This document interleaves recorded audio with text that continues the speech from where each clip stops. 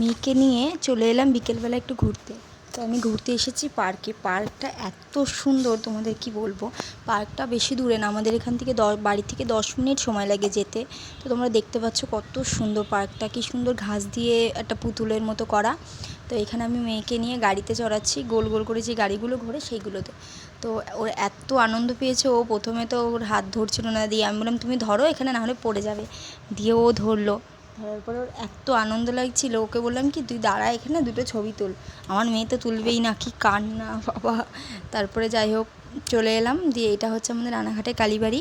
এটা পুরো দক্ষিণেশ্বরের মতো দেখতে। তো এখানে কিছু ছবিও তুলে নিলাম। আপনাদের কাদের কাদের এই ভিডিওটা ভালো লেগেছে প্লিজ লাইক কমেন্ট করবেন। তো এখানে জায়গাটা খুব সুন্দর।